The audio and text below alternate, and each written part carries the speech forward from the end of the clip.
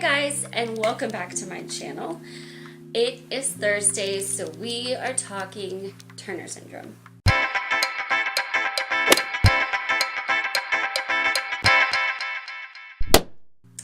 And today I want to talk a little bit about different tests that can be done to learn more about your body. I talk basically incessantly about how individual each case of Turner's is. So there's this long list of symptoms, long list of potential issues that can arise, but you don't know what's actually going to come up for you. You don't know what your body is going to do until it happens. And especially if you aren't staying on top of testings and screenings, you're not going to know until something happens and it alerts you something's wrong. Today I really want to focus on kind of the extra testing you can do to more find out what your body is doing.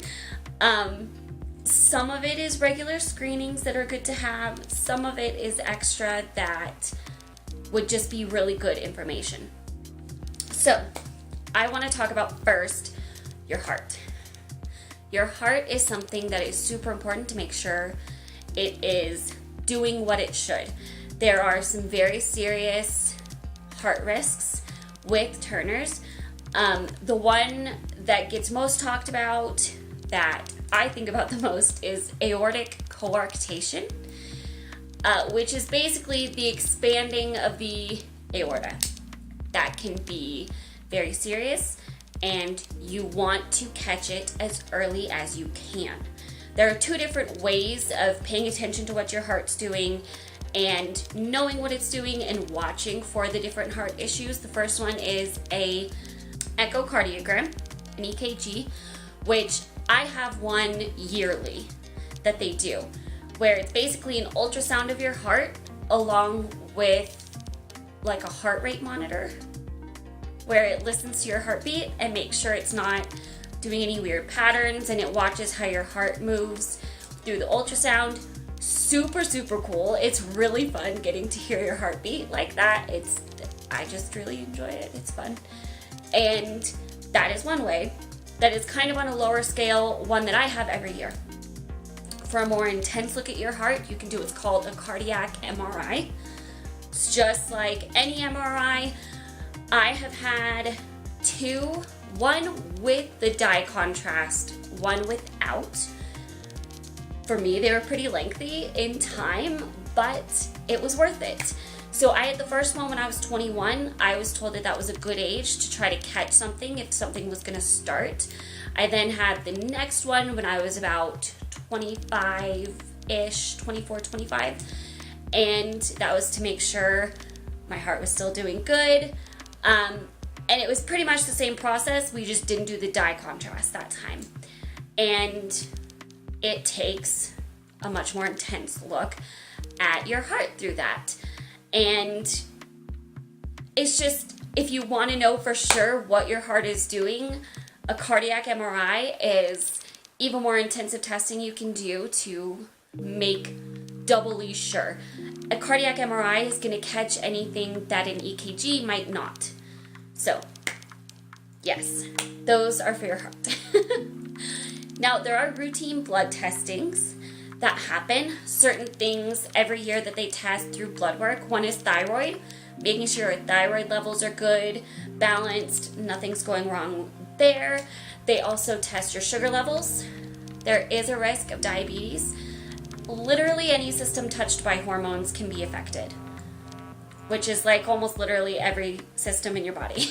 So making sure all of those levels are good is always good. And if you want an extra testing, if you're feeling off and wondering if maybe it's changed since the last time, go ahead and have it again. They're not going to fault you. They're going to be happy that you are wanting to be on top of it. So thyroid, sugar levels, liver levels is one that I didn't realize would be so important and has been important for me. And I've heard other stories of other ladies that are dealing with liver issues as well. For ultrasounds, next, I want to talk about ultrasounds. There is an ultrasound of your kidneys that they will do that I had done once and they looked okay, so they haven't done it since. I think this is probably one you do just once, just to make sure the kidneys are properly shaped and working correctly. And then you can also have an abdominal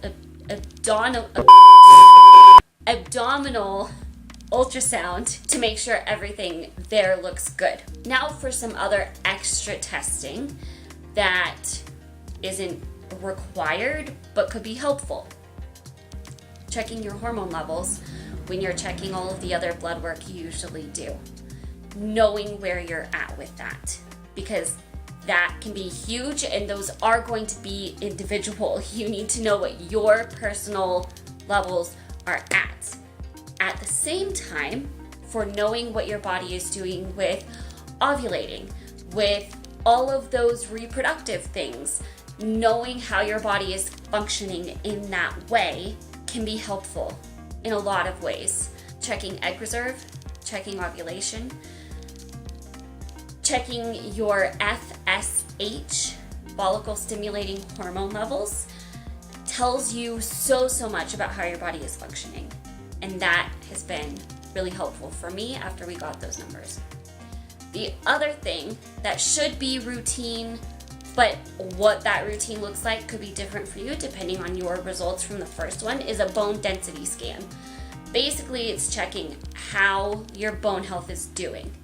Depending on the initial results, they will say, let's retest in this much time. Let's retest here.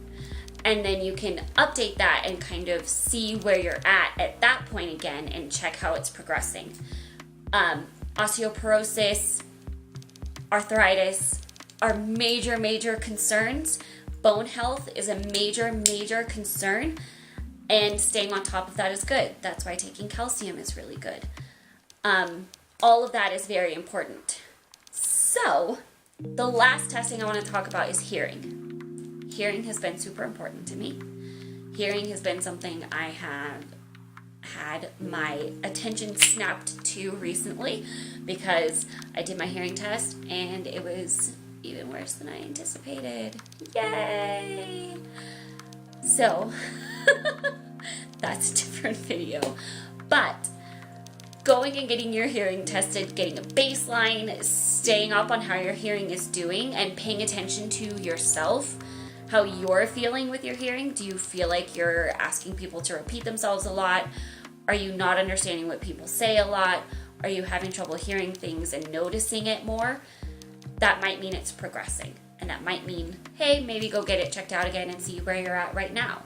Even if it wouldn't tell you it's time to do anything, you at least would know what's happening. So that is one final thing I wanted to talk about. All of that then gives you a bigger picture for what your body is doing. I think the biggest thing I have learned is how important knowing what my body is doing is. Even if there's still very limited things that I would change or need to change, knowing how things are progressing, knowing how things are functioning is super important, especially when you're dealing with things that are so varying, that are really unique to each person and your body specifically. It makes a huge difference. And the more information you and your doctor have, the better they can help you, the better they can support you. And so going the extra mile and doing some of these tests to get a bigger picture of what's going on can really help. So I'm sure there's some I'm not thinking of. Absolutely, this is by no means an exhaustive list of what you can do. There's also various things underneath all of these that you would do in response to different results from the testing, as far as what support, what regimen might work best for you. So I hope this helped. I hope this gave you some ideas. I hope this gave you some motivation to stay on top of things. I hope this helped you. If it did, give it a thumbs up and share it with everybody. Make sure you are subscribed and have notifications on, and I will talk to you guys tomorrow. Bye!